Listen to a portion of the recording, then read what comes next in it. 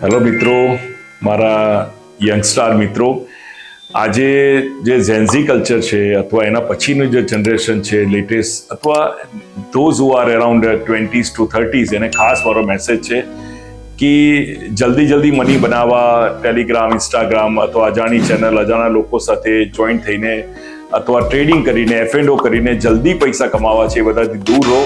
આ દૂષણ એટલું ખરાબ છે કે હમણાં જ ગૂગલનો સર્વે છે, મીડિયામાં પણ છે, 93% people are making loss in F&O and trading. અથવા તો સો કોલ્ડ સેલિબ્રિટીઝ તમને એટ્રેક્ટ કરે છે સો મેની એપ્સ દ્વારા. એ બી ગેમ્બલિંગ, એક જાતનું ગેમ્બલિંગ જ છે, એમાંથી પણ દૂર રહો.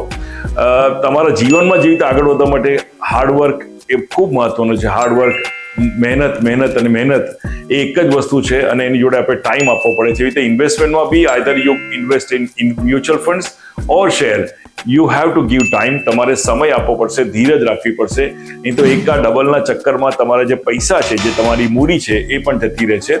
તો અહીંયા ધીરજ રાખજો, બરાબર છે. અને એનો મંત્ર, ગુરુ મંત્ર એક જ છે: મ્યુચ્યુઅલ ફંડમાં આવો, શેર માર્કેટમાં આવો કે બીજી કોઈ જગ્યાએ રિયાલિટી કે તમે કોઈ જગ્યાએ ઇન્વેસ્ટ કરો છો, એમાં એક જ વસ્તુ યાદ રાખજો: જલ્દીથી શરૂઆત કરો, સ્ટાર્ટ અર્લી, સેવ રેગ્યુલરલી, કન્ટિન્યુઅસ પૈસા તમે ઇન્વેસ્ટ કરતા રહો and have patience, stay invested four long term.